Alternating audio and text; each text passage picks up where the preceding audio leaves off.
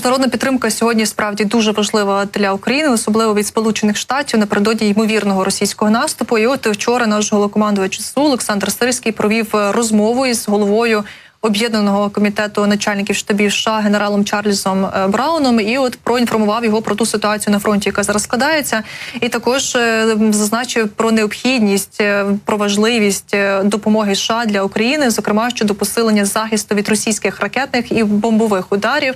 І також говорили про тему фортифікації і проаналізували навіть деякі стратегічні питання на перспективу 2024 року. А бачимо, що дійсно відбулася ця розмова, вона також важлива і знову ж таки стосується саме допомоги Сполучених Штатів, але от вже сьогодні вийшло таке перше велике інтерв'ю Олександра Сирського на новій посаді, таке змістовне, величезне інтерв'ю про ситуацію на фронті, про зміни, які нас чекають, про загрози і про таке інше. І от буквально кілька важливих моментів закцентуємо з цього інтерв'ю, що нам вдалося от щойно прочитати, про що говорив Сирський для Укрінформу. Говорив перш за все про ситуацію на фронті і підтвердив, що дійсно ситуація на фронті сьогодні складна, але на фронті вона і не буває іншою, каже Сирський. Безумовно, кожен день вимагає від наших солдатів та офіцерів максимального напруження сил, але ми не тільки стоїмо в обороні, але й кожного дня на різних напрямках просуваємося вперед. Ну і крім того, також визнав Сирський, що поточна обстановка на певних напрямках залишається доволі складною. Також прокоментував Сирський і зміни в військовому керівництві, питали у нього про Залужного, але каже, що військових є один обов'язок – не обговорювати наказів, ми їх виконуємо.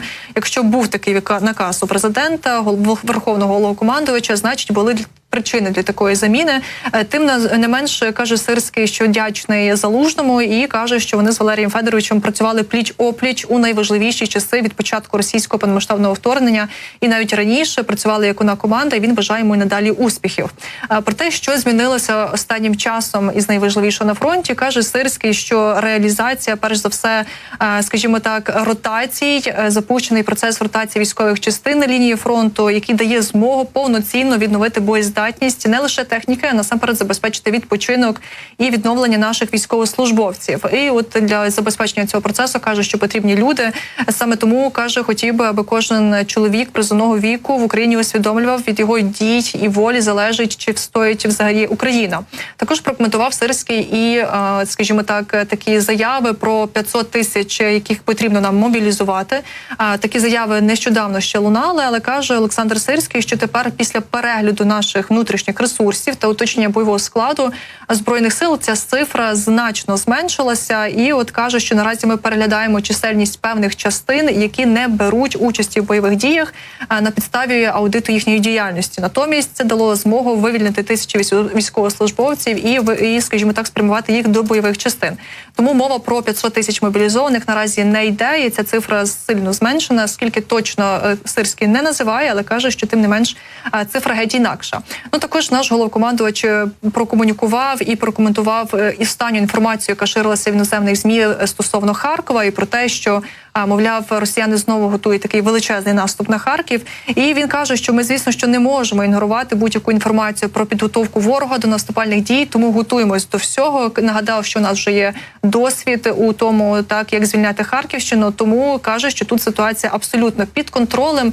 І на завершення Сирський сказав також і про допомогу Сполучених Штатів, допомогу загалом Заходу. Каже, що ми дуже її цінуємо, вона є надзвичайно важливою. І от, каже, варто визнати, що ми не змогли досягнути більшого успіху під час харківського наступу, тому що нам не вистачило ресурсів. І от, зокрема, задав також про останній випадок в Авдіївці.